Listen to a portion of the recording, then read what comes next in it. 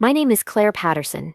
I'm 31 years old, live in a small town in Pennsylvania, and for most of my life, I thought I was the dependable one, the helpful daughter, the responsible sister, the one everyone called when something needed fixing.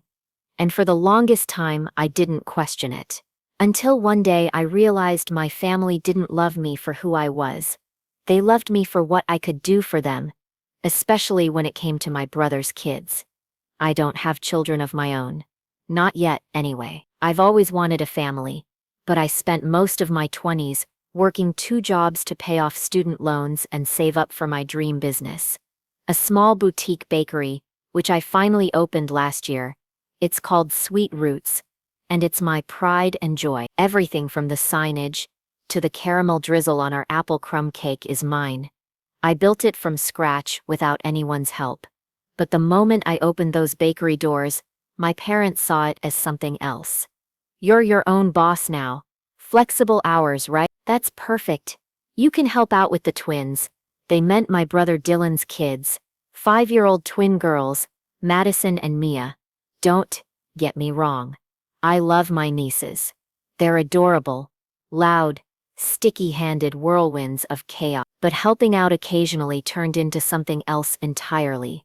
It started with casual requests. Hey Claire, can you watch the girls Tuesday morning? Jenna has a dentist appointment. Claire, can you pick them up from daycare? Dylan's stuck at work.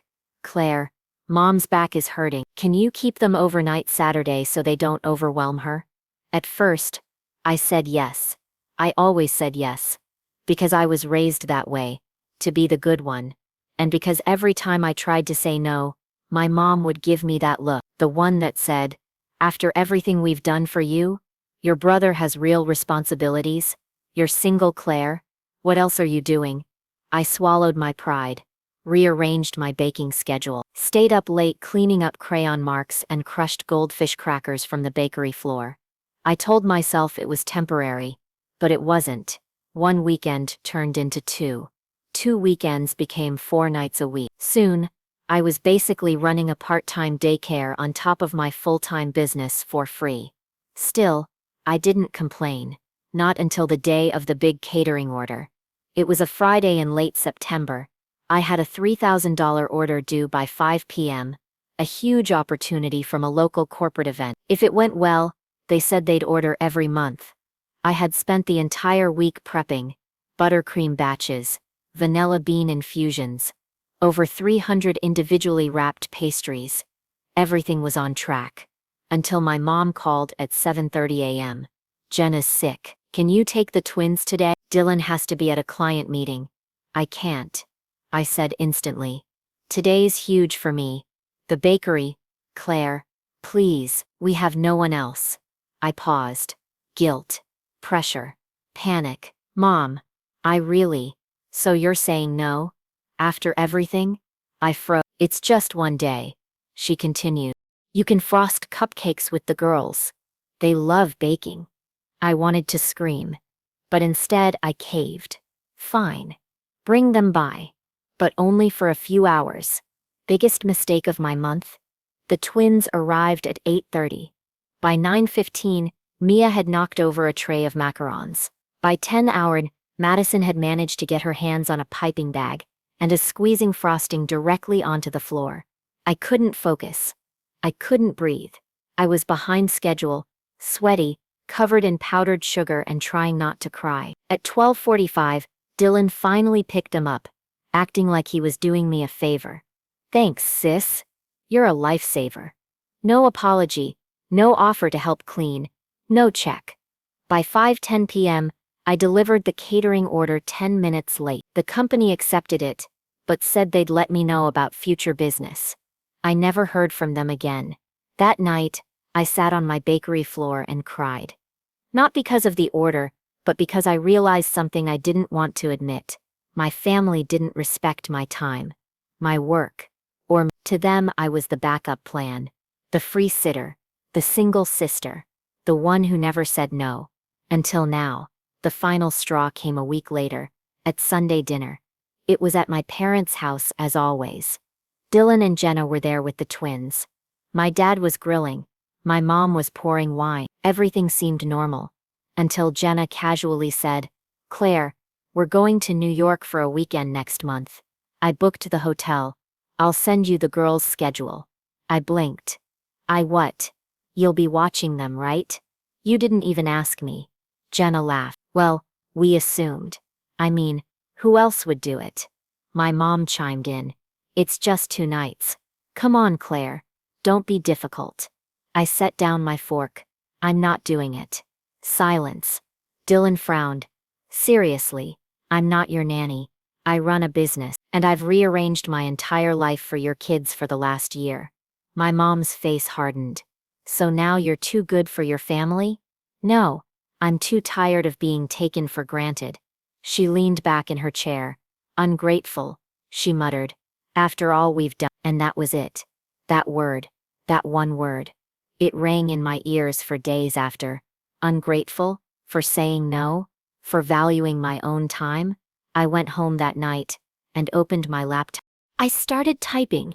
Not a text. Not an email. But something bigger. A week later, I published a blog post on my bakery's website titled, "Why I'm Charging My Family for Childcare, and Why You Should Too." I poured out everything. The years of free labor, the guilt trips, the sacrifices, and how women, especially single women, are so often expected to bend over backwards for family because that's what good daughters do. I wrote, "Being family doesn't mean I work for free. Loving my nieces doesn't mean I erase my business goals. My time has value. And so does yours." The post ended with a simple line.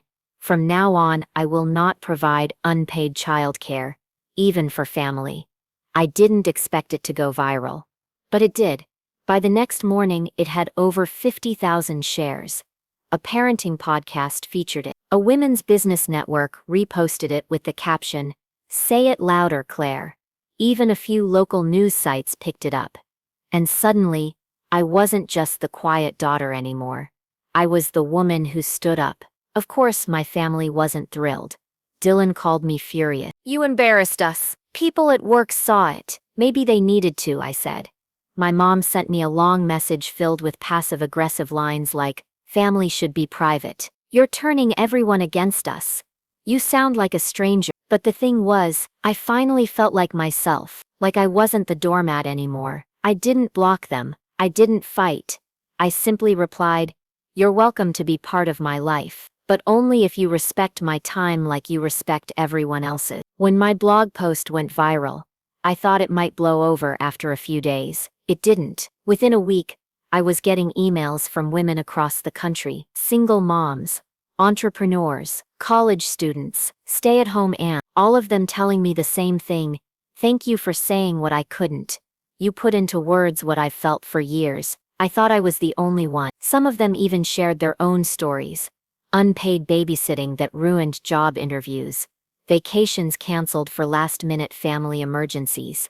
Being called selfish for wanting boundaries. I didn't feel alone anymore. But back home, things were not so supportive. My parents were furious. My mom refused to talk to me at all. She texted me once, and it read, "You've made this family look like monsters." I didn't respond. Dylan left a voicemail that started calm and ended with him yelling, "You're bitter because you don't have kids. Admit it." That's what this is really about. I deleted it halfway through. Even my cousin Molly reached out, saying, "Maybe you could have just set boundaries without making it public." But the truth was, I had tried, over and over, quietly, calmly, respectfully, and every time I was made to feel like the bad guy. This time, I wasn't going to apologize. Meanwhile, the bakery was busier than ever. Customers came in just to say hi. Some brought flowers. One woman even brought me a framed quote that read, "You teach people how to treat you." I hung it right above the counter. My friend Lauren, who helped me in the shop a few days a week,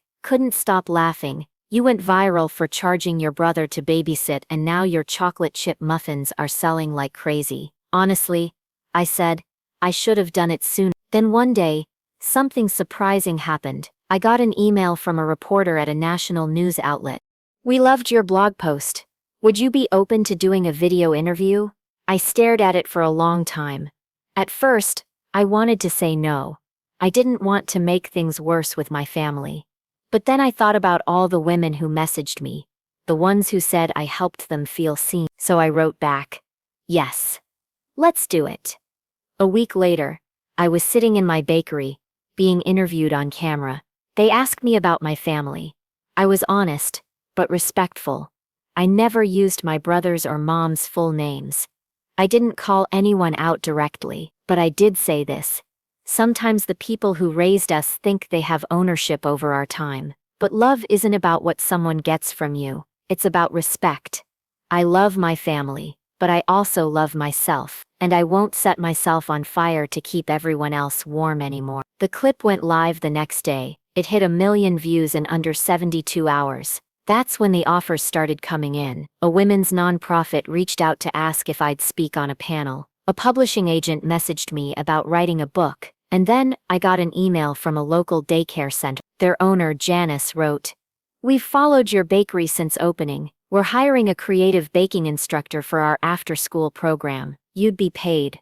Of course, but more than that, you'd be appreciated." I smiled so hard I nearly dropped my phone. Not only would it be paid, but it would let me choose when and how I wanted to work with kids on my own terms. No guilt, no obligation, no family manipulation. I said yes. Of course, all of this only made things worse at home. At the next Sunday dinner, the first I showed up to in weeks, the tension was unbearable. My mom barely looked at me. Dylan didn't speak at all. Only my dad greeted me at the door, offering an awkward half-hug. "You look, famous." I gave a tight smile.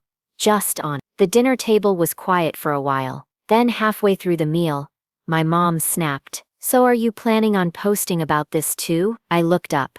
"About what?" "About this dinner. About how we're all just so awful to you." I put down my fork. "You're not off, but you weren't listening." And I had to speak in a way that finally made people hear me. Dylan scoffed. "You could have come to me directly." I did, over and over, and every time I got guilted, gaslit, or ignored. Silent. Then my mom, arms crossed, said, "You made us look like users." I nodded. If the shoe fits. The thing is, I wasn't even angry anymore. I was just done shrinking myself to keep the peace. I didn't want war. I just wanted respect. And if they couldn't give it to me quietly, the world would hear it loudly. A few days later, something unexpected happened. Jenna, my brother's wife, called me. At first, I thought she was going to yell. Instead, she said, "I just wanted to say, I'm sorry." I was silent. She continued, "I didn't realize how much we took advantage of you. I think I just got so used to it. I forgot to even say thank you." "It's okay," I said. "Well, it's not okay. But, thank you for saying that. I told Dylan he owes you an apology too. He's working on it." I let out a small laugh. "That'll be the day." "Seriously though," she said, "we've hired a sitter. A real one. Part-time, but it's a start." That night I cried again, not because I was hurt, but because, finally, someone saw me. In the following weeks, things started to settle. My bakery was thriving, the daycare job was fulfilling, I was sleeping better, smiling more. My mom was still distant, but for the first time, I didn't feel responsible for fixing it. Lauren joked, "You started a parenting revolution with a blog post. What are you doing next?" I grinned, resting, and maybe baking a lemon tart. Then, one afternoon, I got a package in the mail. No return address. Inside was a small, handwritten note. "Thank you for reminding us that no is a complete sentence. A fellow middle child." And beneath it, a check for $500. No name, no explanation, just one sentence in the memo line. "For every babysitting hour you should have been paid." I didn't cash it. I framed it. 3 months passed since my blog post exploded online.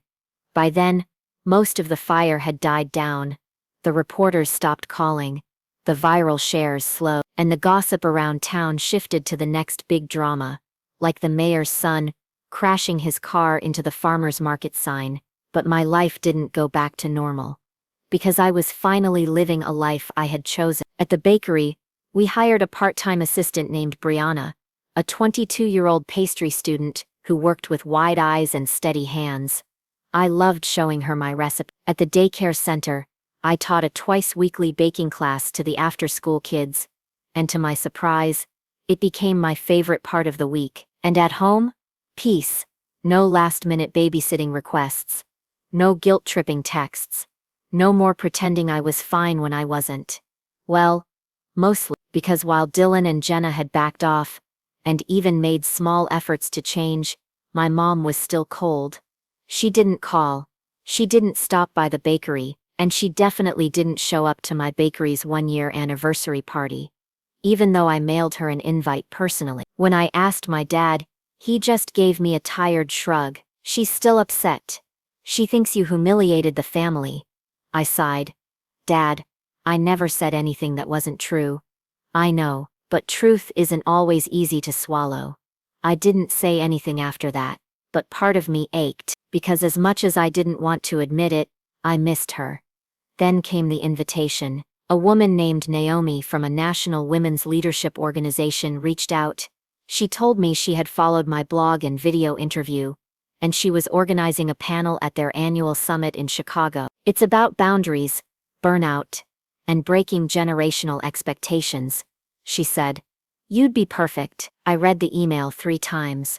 At first, I hesitated. Public speaking wasn't really my thing. I was more of a behind-the-scenes, covered in flour kind of woman. But then I thought about all the women who had written to me, all the ones who said, "You made me feel seen." So I said yes. I told Lauren at the bakery and she screamed, "You're going to Chicago? That's major." It's just a 30-minute talk, Claire. You're going to speak to a room full of people. About your story. That's huge. I just hope I don't pass out. We both laughed. But deep down I was nervous. Not just about the speech, but about whether my family would find out, and what they'd say if they did. The summit was in early spring. I flew to Chicago on a Thursday morning, holding my note card so tightly in my hand, I practically smudged the ink. The event was beautiful. Rows of women from all backgrounds, tables with notepads, flowers and quiet murmurs of excitement. When it was my turn to speak, I walked on stage slowly. My heart was pounding. But then I looked out, and saw the audience women smiling at me, nodding, a few even wiping their eyes before I said a word. And I remembered, I wasn't here to impress anyone, I was here to tell the truth. I spoke about the pressure to be the good daughter, about the emotional weight of unpaid labor, about the moment I said no, and how that simple word changed everything. For a long time I thought being loved meant being useful. I said, but love isn't a transaction. If someone only values you when you're serving them, that's not love, that's convenient. When I finished, the room clapped, hard. A woman stood up and said, "Thank you." Another asked how to start setting boundaries without guilt. I answered the best I could. Honestly, and as I stepped off stage, Naomi hugged me and whispered, "You have no idea how many women needed that." When I got back to Pennsylvania, the bakery had flowers waiting for me. A card from Lauren read, "The Queen has returned. Everyone's asking for the famous Claire cake now." Famous Claire cake, I laughed. Vanilla sponge, raspberry jam, a little bit of salt, and a whole lot of backbone. I framed the card and taped it above the oven. But later that evening, my phone buzzed, a message from my dad. "Your mom saw the summit clip. She wants to talk." I'll admit it. I froze. Part of me didn't want to open that door again. I had finally found peace, balance. But another part of me, the daughter part, wanted to hear her voice. So I texted back, "Tell her I'll stop by Sunday. Same time as always." When I walked into my parents' house that Sunday, it felt different. Not tense, but quiet. My mom was in the kitchen, stirring something in a pot. She looked older than I remembered. "Hi," I said softly. She turned. Her eyes were red. "Hi, Claire." I waited. And then, slowly, she walked over and wrapped her arms around me. I didn't move at first. Then I hugged her back. "I saw your talk," she whispered. "You were brave, and you were right." Tears welled up in my eyes. "Thank you," I whispered back. We sat at the kitchen table. She poured coffee. I took a sip, still unsure what would come next. Then she said, "I didn't realize how much pressure I put on you, or how much I expected you to be the helper. Always. It's how you raised me." I said, "Be helpful. Be quiet. Don't make waves." "And I thought that was love," she said. "I thought if I kept things running, if everyone played their role, we'd be okay." She looked down. "But I see now how tired you were, and how much I didn't see." We sat in silence for a moment. Then I said, "You don't have to fix everything. I just needed you to hear me." She reached across the table and squeezed my hand. "I hear you now. It didn't magically solve everything. We still had awkward dinners, silent pauses, little moments of tension, but there was also change. My mom started texting just to say hello, not to ask for favors. Dylan and Jenna sent a thank you card when I dropped off cupcakes for the girl's birthday. And when my bakery hit 2 years, my mom showed up, holding a tray of homemade lemon bars. "Yours are better," she said, "but I figured I'd try." I smiled. "They taste like progress." A month after my mom hugged me in that kitchen, things were different. Not perfect, not fairy tale fixed, but better. My mom and I still didn't agree on everything. She still made quiet jabs sometimes, still forgot I wasn't her emotional go-to anymore. But the difference was, she was trying. And that meant something. Dylan had cooled down too. I still didn't babysit for free. I had made that crystal clear. But now when he needed a sitter, he asked politely. He even offered to pay, though I usually declined. What mattered was that he finally understood I wasn't just available because I was family. I had boundaries now, and people were respecting them. But with peace came another surprise. Something big. It started with an email from a woman named Cora. She said she was a senior editor for a new women's-focused digital magazine, launching later that year. "I've been following your blog and your summit talk. I think you're the perfect voice for a column we're creating." I blinked at the screen. "A column? Me?" She continued. "It would be a weekly post. You'd write about real-life family boundaries, modern womanhood, emotional labor, all the things you've already talked about with such power. We'd pay you, of course, and we'd syndicate your writing nationally." I stared at the email for a long time. This was huge. I called Lauren the moment I read it. "Oh my God," she shouted. "You're going to be published? Like regularly?" "I guess so," I said, still stunned. "Claire, this is your voice, your truth, and now it's going to be out there even more." I laughed, but part of me was still processing. This was the kind of thing I never thought someone like me, a girl from a small Pennsylvania town, who baked muffins and wrote blog posts in her pajamas, would ever do. But it was happening, and I wasn't going to say no. 2 days later, I signed the contract. My new column would be called "No is a Full Sentence." The title was my idea, and they loved it. Cora sent me my schedule, deadlines, everything. And the first piece, they wanted something personal. So I sat down and wrote an article titled, "The Day I Realized Babysitting Wasn't My Purpose." It was raw, honest, and a little scary to put out into the world. But it published. And then, everything exploded again. Only this time, it wasn't just social media. It was real media.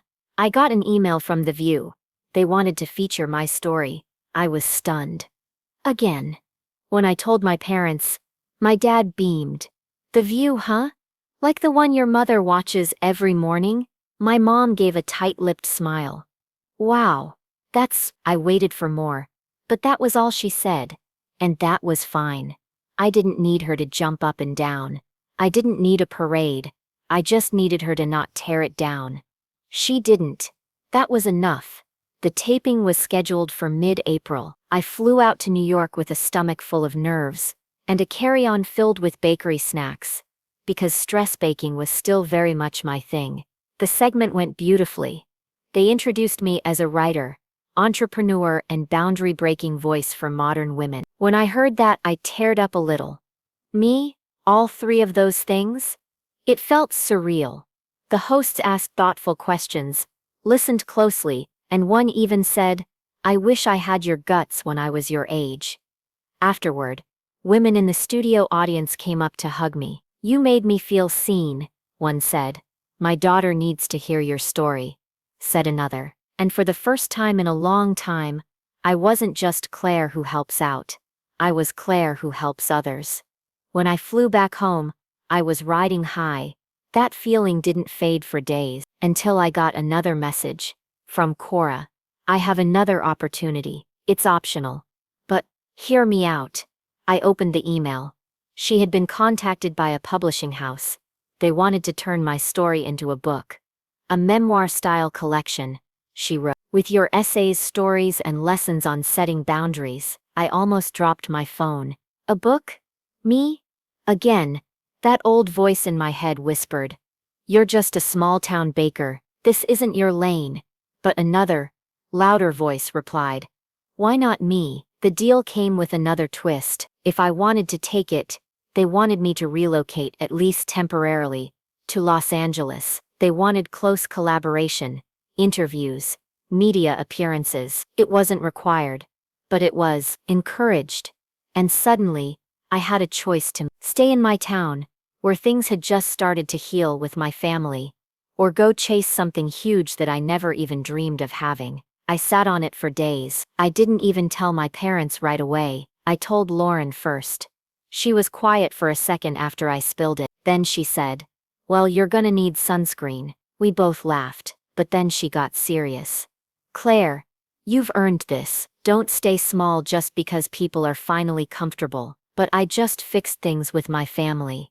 "You didn't fix them, you changed them. That doesn't go away just because you move for a bit." She was right.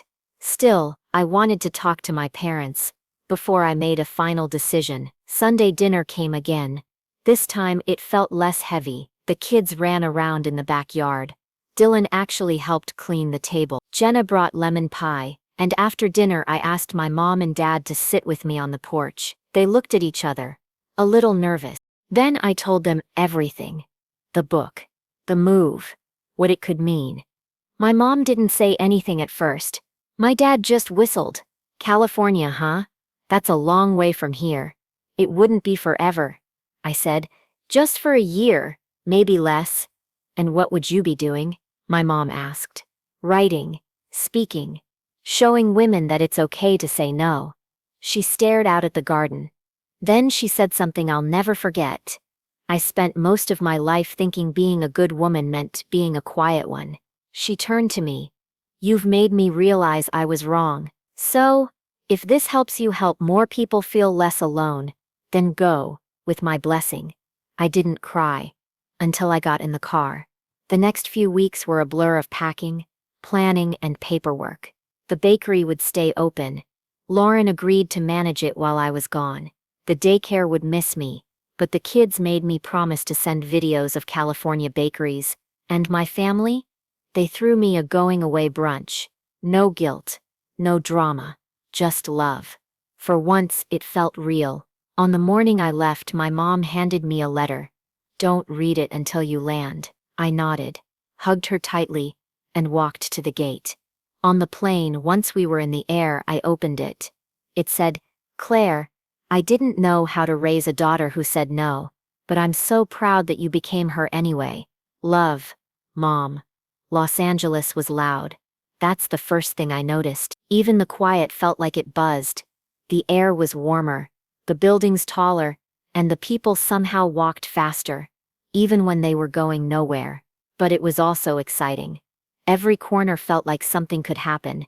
My first week was a blur. The publishing team introduced me to everyone. Editors, PR reps, designers. They gave me an office space in a cozy little building near Westwood and said, "Make it your own." And I tried. I really did. I bought a small cactus for the window and a pink coffee mug that said, "Actually, I can." But I'd be lying if I said I didn't feel out of place. Everyone around me seemed so polished, so confident, Meanwhile, I was still checking the bakery's Instagram during lunch, and wondering if Lauren remembered to order more cinnamon. The first real test came during a team meeting about the book. Cora was there. along with 2 senior editors and a marketing lead named Jake. They'd all read the early draft of my first chapter, which talked about the emotional toll of being the helper in a family that never thanked you for it. When I finished reading aloud, Jake raised an eyebrow. "It's honest, raw. But are you worried it might sound bitter?" I blinked. "Excuse me. Just wondering how the public might take it. You don't want to come off like you're attacking your family." I sat in silence for a second. That old voice in my head stirred. "Don't make waves. Be polite. Keep everyone comfortable." But then I remembered why I was here. "I'm not attacking anyone," I said calmly. "I'm just telling the truth, and a lot of women have thanked me for saying it out loud." Cora nodded in support. "We hired Claire because she tells the stories most people are too scared to say. That's the point." Jake didn't argue after that. And for the first time since landing in LA, I felt my spine straighten. I called Lauren that night and told her about it. "You stood up to a marketing guy in a Patagonia vest?" She laughed. "You're officially a big deal." I didn't even cry afterward, I added. "That's growth." I did eat 4 cookies in the break room. That's still growth. Just sweetened. We talked for an hour. I missed her so much. And when I hung up, I felt a little lighter. Like maybe, just maybe, I did belong here. Over the next few weeks, things settled into a rhythm. I wrote during the day, worked with editors in the afternoons, and walked along the beach on Saturdays with a podcast in my ears and iced coffee in my hand. I did live interviews, podcasts, even a panel at a bookstore in Santa Monica. People clapped for me, took pictures with me, told me my voice gave them courage. It was surreal, but with all the growth and progress came something else too: loneliness. I missed home. The bakery, the way my kitchen smelled like vanilla in the morning, even the annoying ding of my parents' old landline that no one ever picked up. We FaceTimed, of course. Dylan sent me videos of the twins drawing Aunt Claire's cookies in crayon. Jenna messaged me cupcake designs from Pinterest. My mom even texted me a selfie with her reading my new column on her iPad.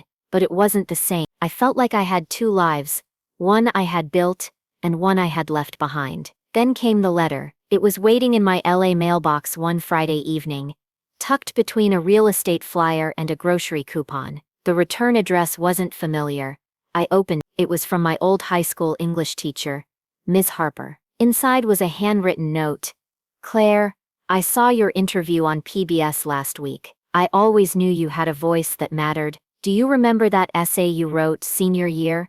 Why I Stay Quiet? You've come a long way. I'm proud of you. Ms. H." I hadn't thought about that essay in years. Back then, I wrote about how I didn't speak up in class because I didn't want to sound too smart or too opinionated. I was afraid of making other people uncomfortable. And now, I was writing essays that made the whole country squirm in a good way. I pressed the letter to my chest and cried a little. Not because I was sad, but because it felt like something had finally come full circle. Then, just a few days later, I got a surprise. My mom and dad flew in. They didn't tell me ahead of time, just knocked on the door of my apartment one Sunday morning, holding flowers and a box of pastries from a fancy bakery near the airport. "We figured it was time we made the trip," my dad said. "We missed you," my mom added, softer than I'd heard her in years. I hugged them both. "I missed you too." We spent the weekend doing the tourist things, walked on the Venice boardwalk, took photos near the Hollywood sign, ate overpriced ice cream at a beach cafe. But the best moment came on the last night, when we sat on the balcony of my apartment watching the sunset over the city. My mom turned to me and said, "I read every single one of your columns." "You did?" I asked, surprised. "Even the ones that made me squirm," she admitting. "Especially those." And she smiled. "You're not bitter, you're brave." I swallowed hard. "Thank you." I think for a long time I thought love meant doing everything for everyone else. But maybe real love means giving people the space to be themselves. "You're learning fast," I said, smiling. She chuckled. "Well, I have a good teacher." The next morning, they flew back, and I stood in the airport watching them go, feeling both heavy and light all at once. I had changed. They had changed. And even though I didn't know where all of this was going, I finally felt like I was steering. That night, I submitted my final chapter to the editor. It was titled, "Growth is Quiet, but You Feel It." It was the story of how I'd learned to value myself, not as a favor, not as a helper, not as a default caregiver, but as a whole person. I hit send. And this time, I didn't doubt it. The calm didn't last. Not long after my parents flew back home, something unexpected happened. Something that felt like a punch to the gut. It came from someone I never expected to hurt me. Rachel. My old coworker from the daycare. My friend. My "I know what you're going through" girl. We'd stayed in touch off and on, mostly social media, some texts. She'd cheered me on when my first article came out. Even messaged me after my book deal announcement with a "You're killing it, girl." But now, she was dragging me online. Publicly. And people were listening. It started with a tweet. It wasn't directed at me, but it didn't need to be. It read, "Funny how some people write about emotional labor, like they invented the concept. Meanwhile, the rest of us just keep showing up. No book deals, no sympathy tours. Just work." There were no names, no photos. But the replies? Full of people tagging me. Wait, is this about Claire T? She's so overrated anyway. Bloggers acting like martyrs is my least favorite genre. Is this about that babysitting chick? Then Rachel commented on her own post with a heart emoji and a winking face. My stomach sank. I sat in my LA apartment that night, phone in hand, heart racing. Rachel. Someone I'd vented to, trusted, shared tea and tears and burnt scones with. Now she was hinting to the internet that I was fake, that my story wasn't mine to tell. The worst part? She had a decent following. Teachers, moms, caregivers. The very people who used to support me. Now some of them were turning, calling me attention-seeking, privileged, out of touch. It hurt more than I thought it would. I wanted to respond, badly. I typed a dozen replies, deleted them all.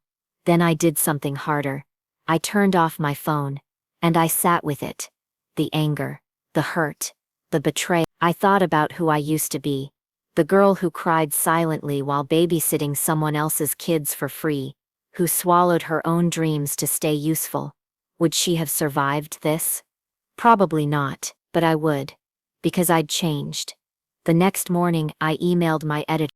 I told her I wanted to write a new chapter. An unplanned one. One that didn't sugarcoat the backlash, the judgment, or the jealousy. "Are you sure?" she asked gently. "This isn't a PR hit. You don't have to address the noise." "It's not noise," I said. "It's the reality for every woman who dares to say no," she agreed. We titled the chapter, "When They Call You Selfish, Speak Louder." I didn't name Rachel. I didn't need to. But I told the truth. That women who set boundaries are often seen as villains. That standing up for yourself will cost you comfort, and sometimes relationships. That speaking out is brave, but it's also lonely. The piece hit a nerve. Hard. Thousands of women commented. This. All of this. I lost friends when I said I wouldn't be my sister's free nanny anymore. They said I was dramatic, but I was just exhausted. The guilt never ends. Unless you end it. The post went viral in a way none of my others had, and something unexpected happened. Rachel deleted her tweet. A week later, I got a letter, not an email, a real letter, in Rachel's handwriting. "Claire, I was jealous, that's it. That's the ugly truth. I saw your success and instead of cheering for you, I got bitter. I thought if I worked hard enough, people would see me too. But instead of learning from you, I tried to tear you down. I'm sorry. I miss you." Rachel. I sat with it for a long time. Forgiveness is complicated. It's not always about letting someone back in. Sometimes it's just choosing not to carry their pain anymore. So I forgave her. Quietly. Privately. And I moved on. By late summer, the book was done. The cover was finalized. My name. Bold, across the top. It didn't feel real until the first box of printed copies arrived at my apartment. I opened it slowly, took out the top book, ran my fingers over the spine. Then I cried. Not because I was sad, but because I had written my story, and no one could take that away from me now. The launch party was in late September, hosted at a cozy bookstore downtown. There were fairy lights, a dessert bar, and a giant poster of the book cover at the entrance. My parents flew in. Dylan and Jenna came too, with the twins dressed like little bookworms. Even Lauren flew out, and cried the second she saw me. "I'm so proud of you," she said, hugging me tight. "You did it." And then something wild happened. Cora came over to tell me there was someone I had to meet. I turned and nearly dropped my wine glass. Standing there was Reese Martin, one of the biggest publishing agents in the country. "Your book," she said, shaking my hand, "is powerful. I think we can make it bigger. Speaking tours, maybe even a docu-series." I blinked. "Are you serious?" "Dead serious. Let's talk." Just like that, another door opened. After the party, as we packed up leftover cupcakes and signed final posters, my mom stood beside me, looking at the crowd that was still buzzing. "I used to think you were just sensitive," she said softly. "I am," I smiled. "And that's a strength now." She nodded. "You're right. We didn't say much more. We didn't need to." That night, back at my apartment, I sat alone and reread the chapter I had once feared writing the most. The one about saying no and being called selfish for it. I thought of every woman out there who still felt stuck, who still said yes because it was easier, who still cried in silence because their families said you should just help.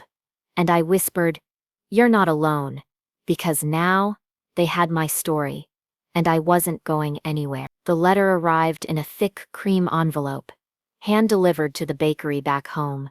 Lauren texted me a photo of it, while I was still in Los Angeles. "Looks fancy," she wrote. "Want me to open it?" "Go ahead," I replied, curious. 30 seconds later, another text came. "Claire, they're giving you an award." I blinked at the screen. "What?" Lauren sent another message, then called me right away. "It's the Milltown Women's Council. They're giving you the Woman of Courage Award. They said you're an inspiration for setting boundaries and speaking up about unpaid labor." "Wait, are you serious?" "Dead serious. They want you to come back next month and give a speech." I nearly dropped my phone.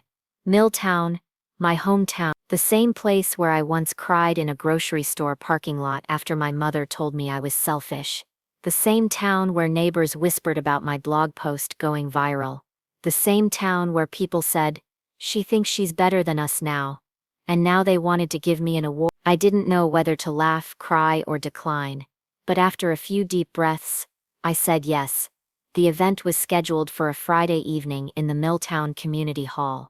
A modest space with folding chairs, heavy red curtains, and a faint smell of old carpet and coffee. I flew in a few days early. Lauren picked me up at the airport with a giant Milltown's Finest sign and a cupcake in a box. "You're basically royalty now," she teased. "Should I bow?" "Only if you bring more snacks," I grinned. We hugged tightly. The days leading up to the event felt like a strange blend of nostalgia and anxiety. I walked by my old high school and remembered sneaking muffins to Ms. Harper in homeroom. I passed the little library that once hosted my very first writing contest, where I came in second to a girl who wrote about horses and world peace. But the biggest surprise came when I went to get coffee. Standing in line in front of me, Ms. Paula, a neighbor from my childhood. She turned around, blinked, and gasped. "Claire? Claire Thompson?" "Hi, Ms. Paula." She stared at me for a second, then hugged me tightly. "I read your book. Twice." "You did?" "Honey, everyone did." I didn't know what to say. "You were always such a sweet girl." I didn't know all that was going on.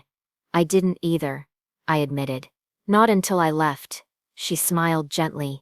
"Well, you sure taught all of us something." The night of the event, I stood backstage with trembling hands. I had spoken at national summits, bookstores, and podcasts, but somehow speaking here in my hometown felt more intimidating than all of those combined. Because these people knew me before the blog, before the book, before the boundaries.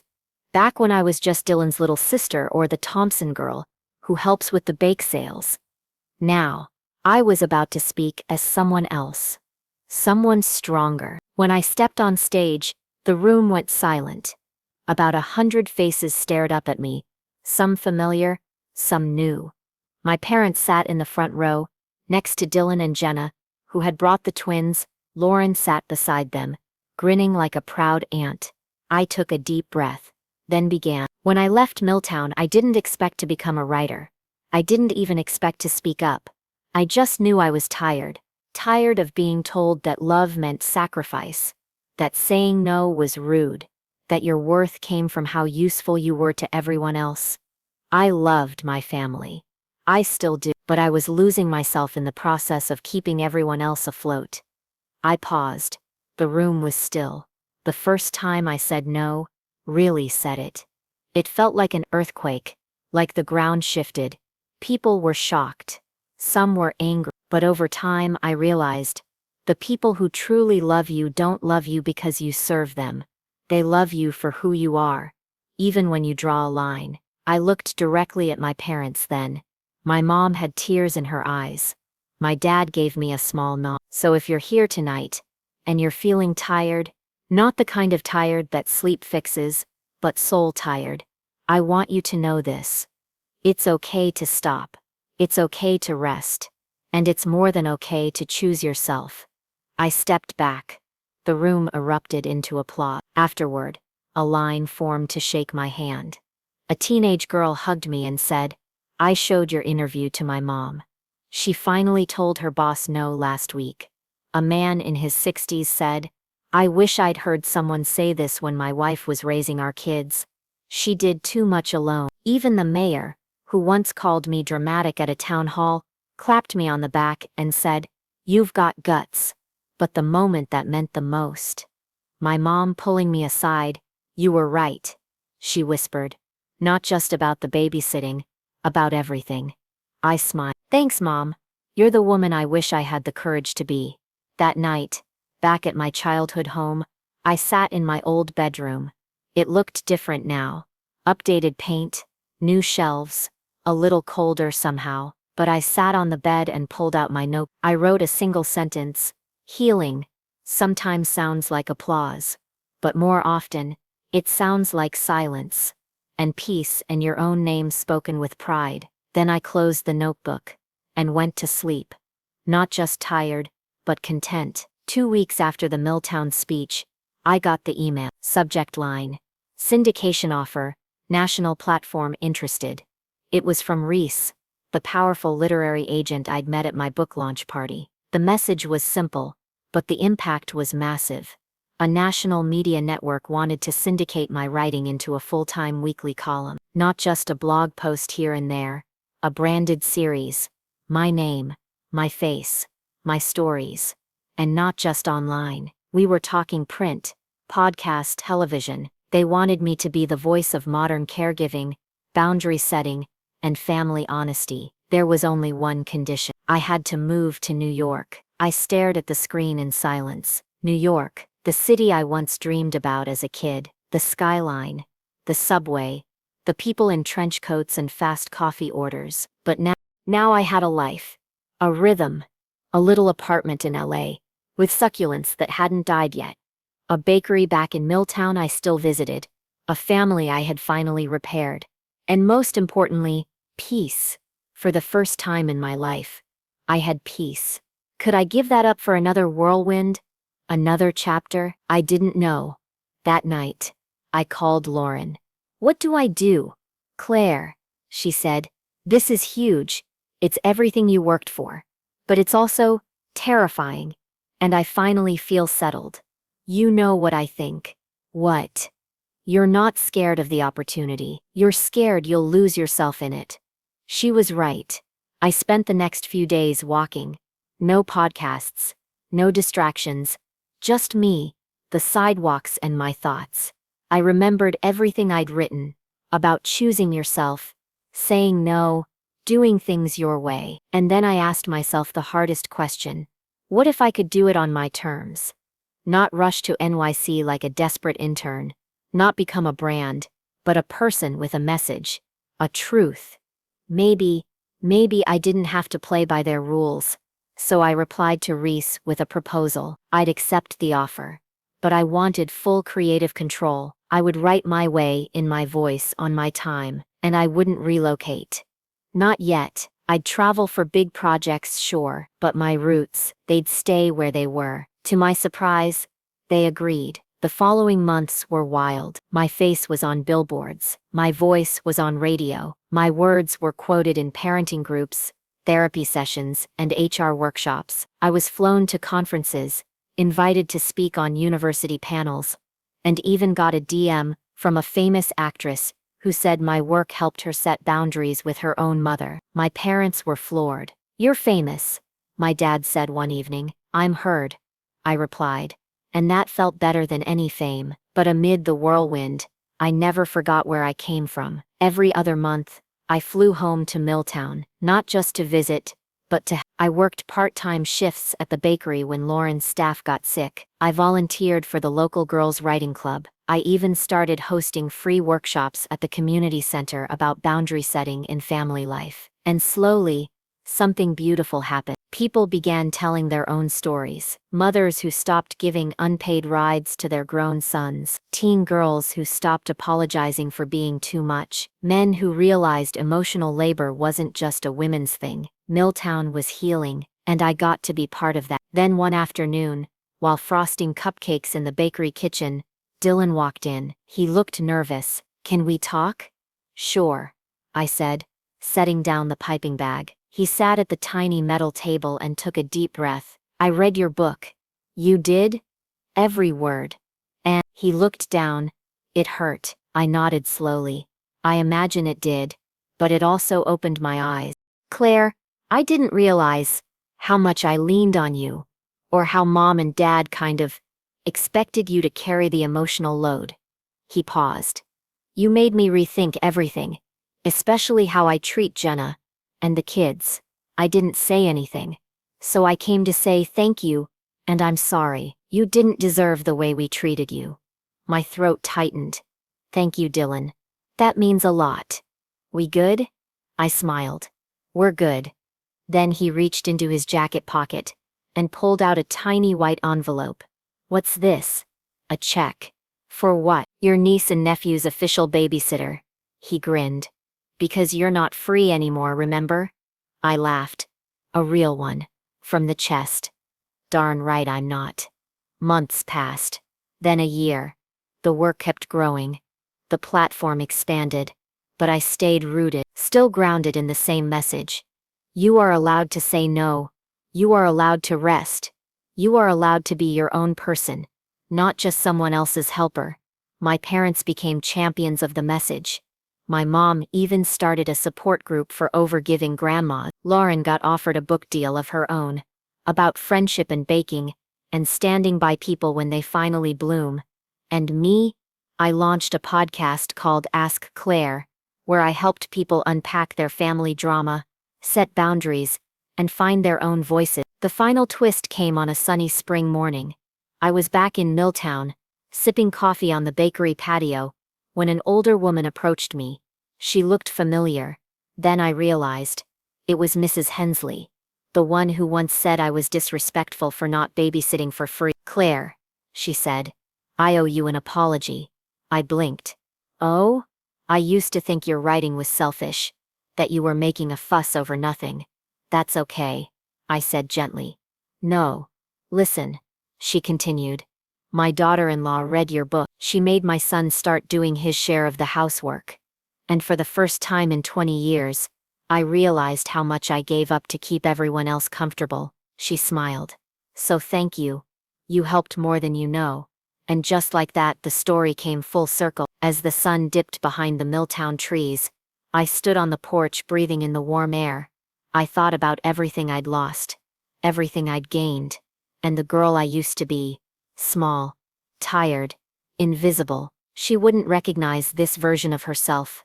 And that was the best part, because I'd become the woman I needed. And I made sure the world watched every step.